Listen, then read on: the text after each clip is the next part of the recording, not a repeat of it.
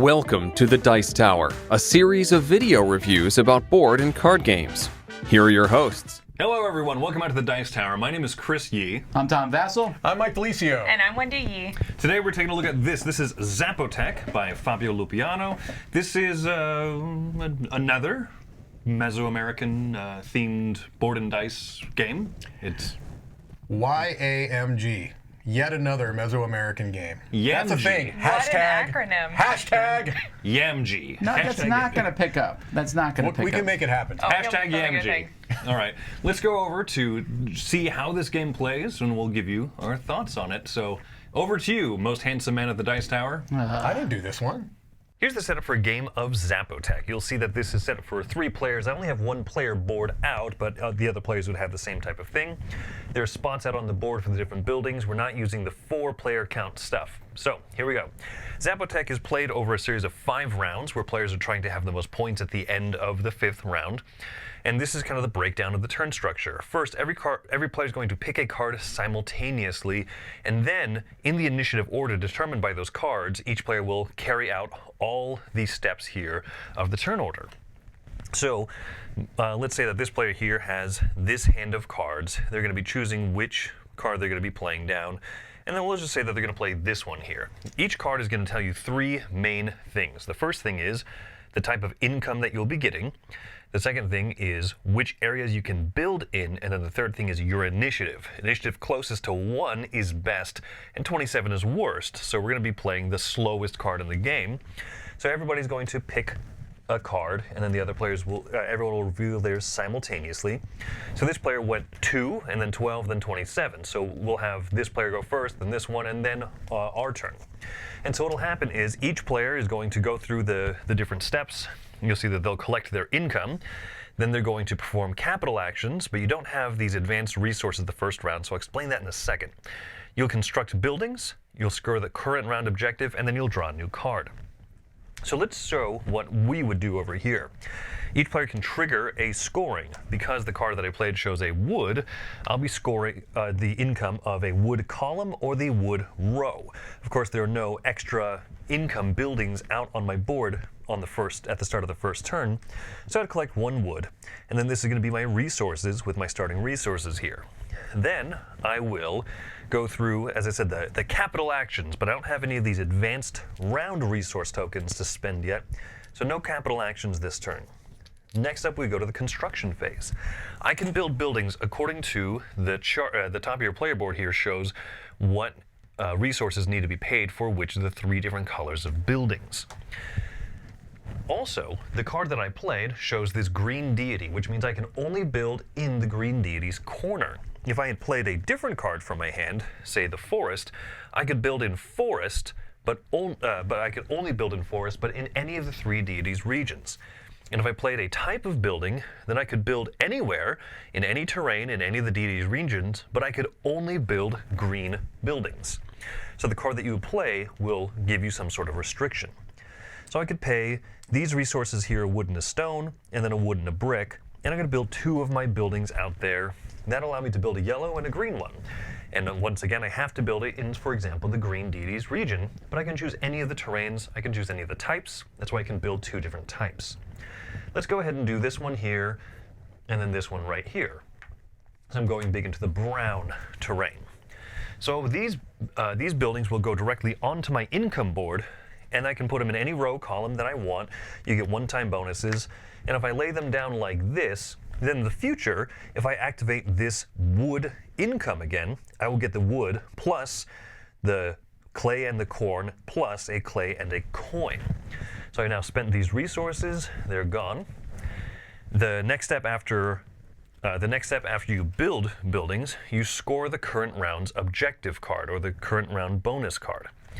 That is this card here in the middle. You'll score 2 points per each of your buildings that meets this requirement, in this case corn. Because I built 1 corn building, I will get 2 points. If I'd been able to build multiple corn buildings, then I would be able to get this 2 times multiplier multiple times. The last thing you'll do on each turn is you'll choose one of these cards to replace and replenish your hand up to the full amount, depending on the player count. So in this case, let's say that the other players had taken these 2 cards. Those are the ones they replenished their hands with. I now get to choose between these ones. I'm going to take this one because maybe it's a wood income and I want that, or maybe I want to be able to build in stone region. I add it to my hand. The cards that you and the players played are going to go out here. First, you'll take this card and you'll set it here, and it'll become the new scoring bonus for the next round. So in this case, buildings in the Green Deities region. Look at that forward planning. Now the cards that each player played will become the lineup, and then you'll add 1 new card here. This is going to keep track of the 5 rounds of the game, so you'll now have a new lineup of things to go through. So that's the basic flow of the game, but now, remember, let's talk about the capital actions. You'll start the turn over again. That's the whole first round. You're going to select an action card from hand simultaneously. Then in turn order, you'll go through all the steps again. So we would play this card that we just picked up. We get to trigger a wood income, because that's what's on the card. And I'll do a wood, and then 2 clay. And then I will also get a corn, and I'll also get a coin. So you'll see that the income is going to grow over the course of the game. Now when it comes to the capital action step, this is where you can spend the bonus or the circle resources, the advanced resources. What are the options? Well, you can spend coins to purchase a trade tile. There's level 1, 2, and 3 trade tiles that cost 1, 2, 3 coins. These ones give one-time bonus of resources. This one gives you once per round abilities that you can trigger. You simply move the tile, rotate it as indicated, to trade 1 resource into 2 of another. And the level 3 technologies are going to give you all sorts of things, discounts on building buildings, really strong one-time bonuses like claiming endgame objective cards or scoring different bonuses than everybody else. That's what you can do with coins. And then with corn, if you have multiple corn, if you have a priest to spend with it, you can move up the sacrifice track. So if I spent this, I could move up 3 steps on the sacrifice track. Priest always required plus 1 through 5 corn. And in this case, I would bump up 1, 2, 3 steps. I would earn 1 point. I would get 1 resource of my choice. And then I would also get a discount henceforth on level 2 technologies. They always cost less. Same type of thing for the other spaces on the sacrifice track. The other type of capital action that you can take is to perform a ritual. Let's talk about building a pyramid first. For building a pyramid, you have to spend one of each of the 3 basic resources plus a priest, and you can put out one of the levels of your pyramid here. If you put a pyramid out, you start with the biggest piece that you have available, and you choose one of these endgame scoring objectives. And so I'm going to say buildings in the Green Deities Valley. Now at the end of the game, every house that I have built meeting this requirement, I will score the number of houses times the number of pyramid pieces I have here, because over the course of the game I could build multiple pyramids. Other players are also allowed to build into your same pyramid, and they will also score that same thing here. But currently, I have 2 pyramid pieces, 2 houses. That's going to be 2 times 2, 4 points at the end of the game. I could build, of course, more houses here to increase that multiplier. Plus, completed pyramids score 5 points per piece that you put into the pyramid. Lastly is what's called the ritual. You spend a priest to put out one of your 3 discs. You can only do a ritual for each level of pyramid that you have built. So in this case, I could do 2, the orange player could do 1, and the purple player could not do any. But if you do a ritual, you pay a priest, and then you put your coin here onto one of these things. So hey, 3 points at the end of the game for every level of pyramid that I have built. So you go through that structure, that's the capital actions we didn't do the first round. And then you go through and construct more buildings, score the bonuses, draw new cards, and you do that 5 times. That is the game of Zapotec.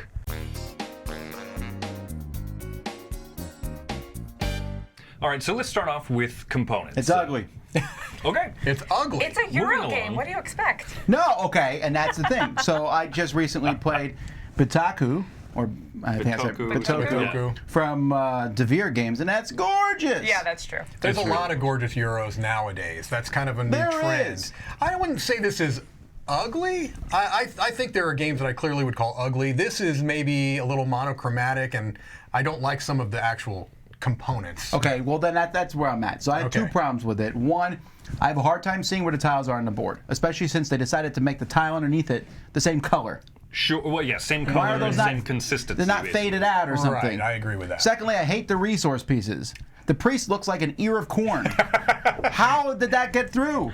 You know, I didn't have a problem with it, but I think multiple people said it to me, and so Yes. I'm going to agree with that one vicariously and say, yeah, that's weird. There also is a little bit of a, I mean, it feels like you've got the plastic pieces that feel like they're from a different game. They are great. They're good. They're super fun. Yeah, but I feel like the rest of the components would be nice if they were up to that level, you know? Yeah. That's fair. They feel like they're a little bit out of place. I love the pyramids. I love stacking them. Mm-hmm.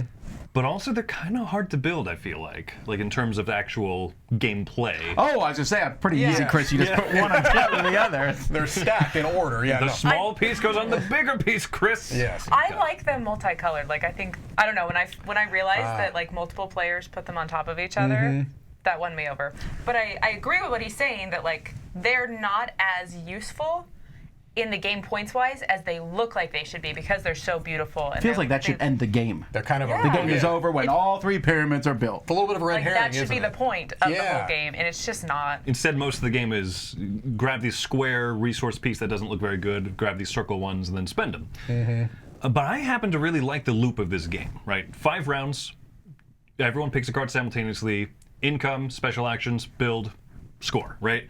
I like how quick this game is. I like how the actual mechanisms of the game works, and I think that that's one of the things that I assume that's supposed to be its selling point, is that it's not a longer, bigger, fuller game. I'm assuming that's why it doesn't start with a T, because other than the speed, it really does feel like one of those bigger games.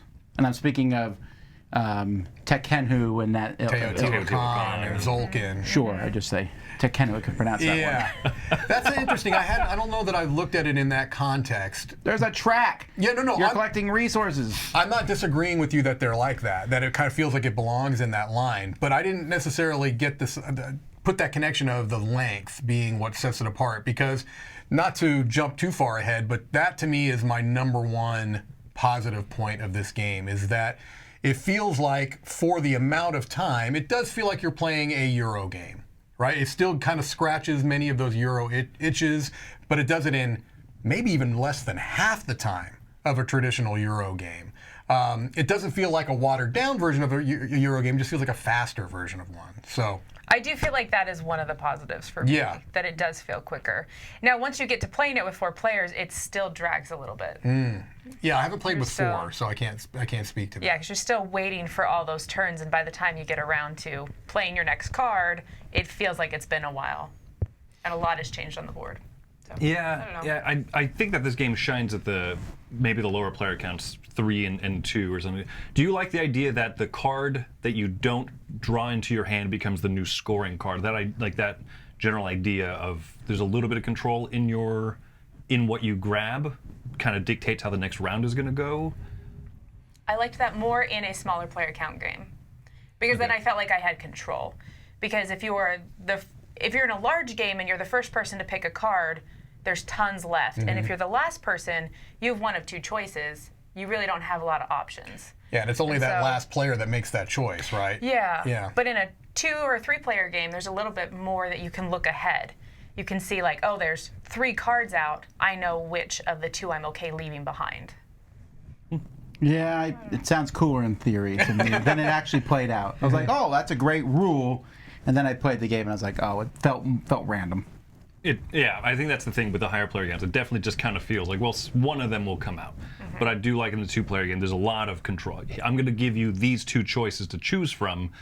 Which one are you going to do? I'm going to work towards those, I think. And sometimes you can, based on what the board state is, especially in a 2-player game, you can leave that other player with 2 bad options, knowingly, and just kind of have that little bit of glee, knowing that I've left them with 2 cards. They don't really like either one of them. Which one are they going to go with? The lesser of 2 evils type of a thing. I would just glee, huh? Glee. Look, I'm not saying for me. I'm saying I've noticed in other players glee when they've left me with bad choices. It's the best when it's the same 2 cards, and you know you're going to get more points for it, and you're like, there you go. There you go. Yeah, that's true. That's a good point, too. Yeah, I would say the card play feels clever, but maybe not as substantial as...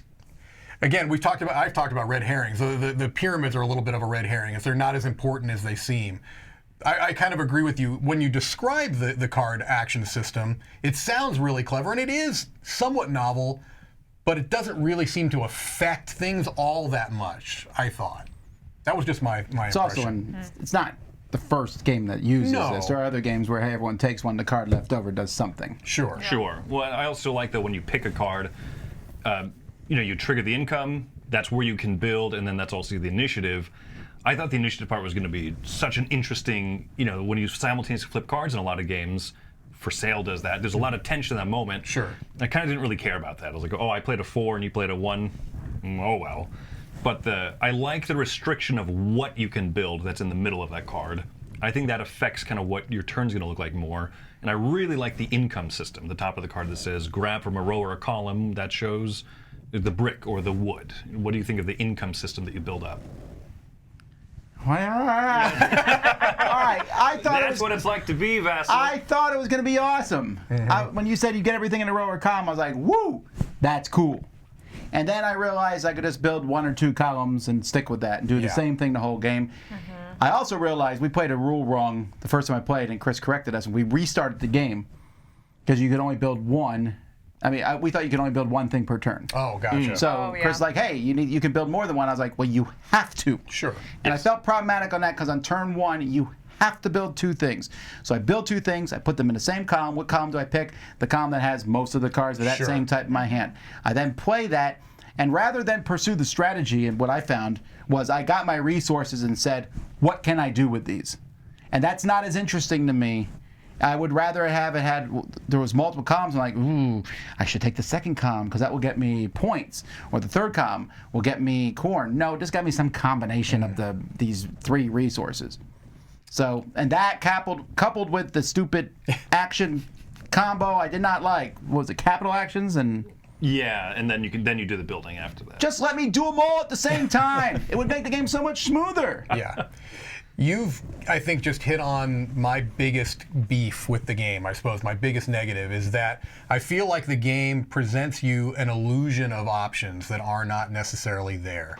This idea of you see these tracks, or you see this big track, and you see these pyramids, and it's very likely that at the end of the game, you might be 2 spots up on that track, 2 or 3 spots. You might have had 1, maybe 2 levels of a pyramid out because it is so fast.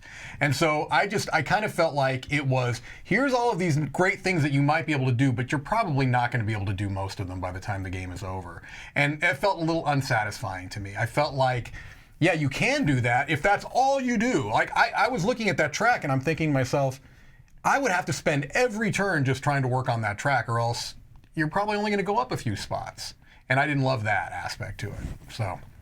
And I think that's where that mid-game scoring card, I feel like that card is more powerful each round than all the end-game scoring stuff.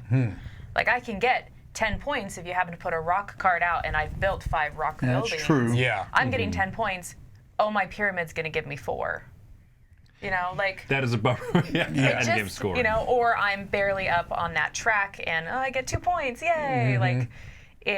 I think it's a disconnect. There's a lot of disconnects for me in this game of what it appears to be versus what it actually ends up being point-wise. I guess I'm confused because I thought you 2 loved it.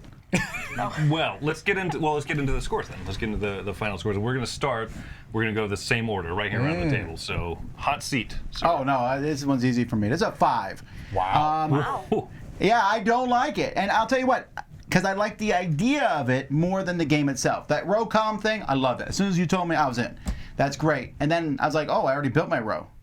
I'll build another one, I guess, and I'll put these out here because I have to buy more buildings. And then okay, now what are my other options? Oh, they're not that interesting to me. And the pyramid wasn't interesting, and building a palace, woo-hoo-hoo, that was really not interesting. Right. And then coupled with the graphic design, which was driving me crazy, the stupid one corner, there's 3 colors in the corner. One color looks like brick area, and then there's another red. It just looked like Photoshop. No, look, I'm giving Eurogames less of a pass on this these days because Capstone is making beautiful games. Board and Dice themselves. Same company, I just played Origins. It has a few graphic problems, but it looks great. Yeah. Yeah. I don't know. I don't care that the theme isn't in the game.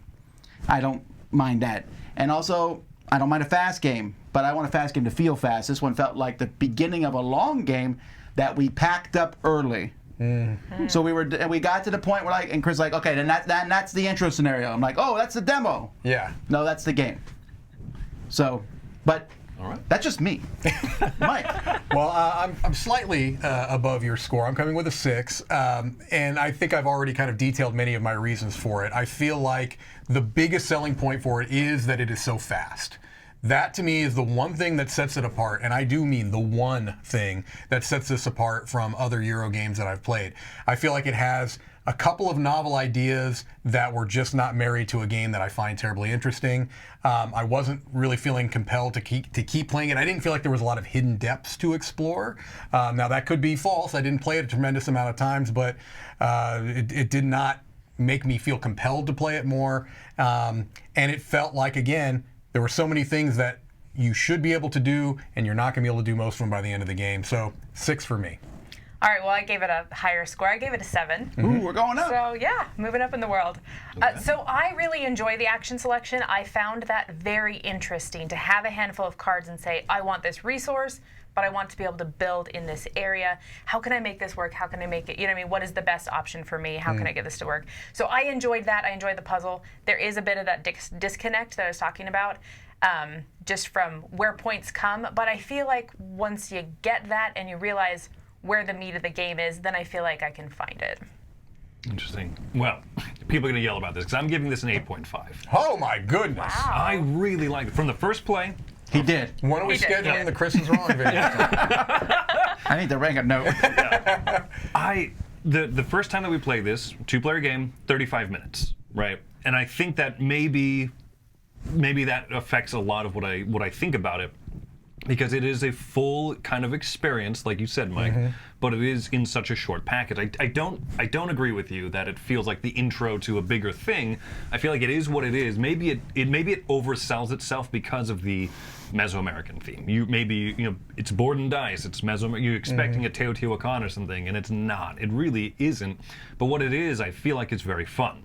I like the row in the column income that you do, and yes, there's only 5 rounds to the game, so you're very likely to kind of trigger the same one a few times.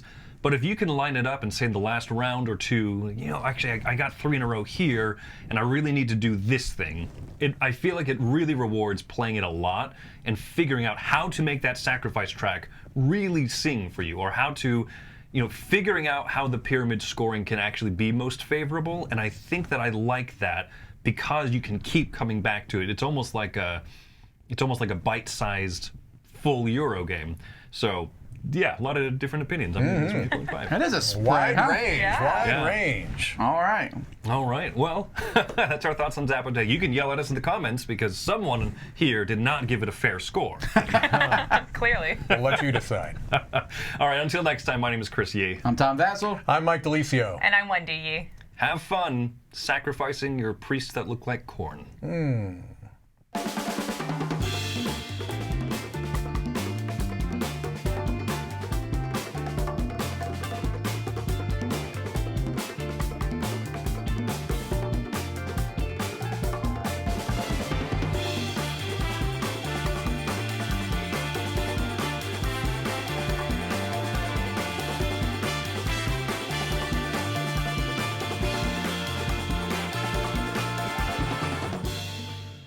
Well, speaking of like you played it, Mike shows how this one plays. You got it. You want it. You This got has just it. devolved into.